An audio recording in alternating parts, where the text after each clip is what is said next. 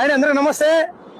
మరి హైవే మీద ఒక డ్రైవర్ అన్న మరి పాపం వండుకుంటున్న అన్నం ఆగలేదు అనుకుంటా. మరి డ్రైవర్ అన్న నమస్తే. డ్రైవర్ పై అన్నగారు నమస్తే. ఎవరి మీద డ్రైవర్ సాబ్? నూజివీడు అంటే ఆంధ్ర.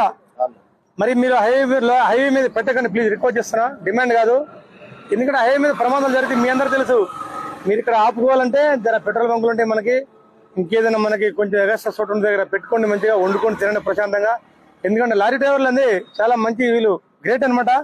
రవాణా వ్యవస్థలో వీళ్ళు ఒక చోటు నుంచి ఒక చోటుకి రవాణా సౌకర్యాలు ఉన్నటువంటి లారీలో ప్రజలకి సరుకులు కానీ నిత్యావసర వస్తువులు కానీ ఒక చోటు నుంచి మరో చోటికి మోసుకుపోతే రథ సారకులు వీరు.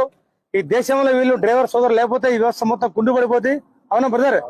మన కూరగాయలు కానీ తినే ఆహార పదార్థాలు పాల వరకు అన్ని కూడా ప్రజలకు సంబంధించిన వీళ్ళు ట్రాన్స్పోర్ట్ చేస్తారండి. అన్ని కూడా సిమెంట్ మనకి ఇంటికి సంబంధించిన మన తినే వస్తువులు కూడా మరి డ్రైవర్ సోదరులు ఒక చోటు నుంచి తీసుకుపోతారు. కాబట్టి డ్రైవర్ బ్రదర్ ఒక రిక్వెస్ట్ చేస్తున్నా, మీరు దయచేసి మీకు నిద్ర వచ్చినప్పుడు మంచిగా ఆపుకోండి, నిద్రపోండి ప్రశాంతంగా. మీకు ఇబ్బందులు, మీకు కూడా వెనక ఫ్యామిలీ మెంబర్స్ ఉంటారు. మీరు డ్యూటీ ఎక్కడి నుంచి మీ పిల్లల మా నాన్న ఎప్పుడు వస్తారో అని చెప్పి ఎదురు చూస్తుంటారు. ఓకేనా? ప్రమాదాలు జరుగుతాయి మేము కోరుకుంటున్నాం. ఓకేనా? మీకు ఏదైనా ప్రాబ్లం ఉంటే మాకు పోలీస్ సాయం కోరండి. అన్నిటికీ ఫోన్ చేయొచ్చు. తెలంగాణ అయితే వితిన్ మీ దగ్గర 5 నిమిషాలు వస్తాం. కానీ మీరందరూ బాగుండాలి మేము కోరుకుంటున్నాం. ముఖ్యంగా హైవే రోడ్డు మీద అయితే లారీ పెట్టకండి, మీకు రిపోర్ట్ చేస్తాం బ్రదర్. మీరందరూ దేవుళ్ళు. Lorry driver is God, one of the God. మీరు కూడా గౌరవించండి లారీ డ్రైవర్ సోదర.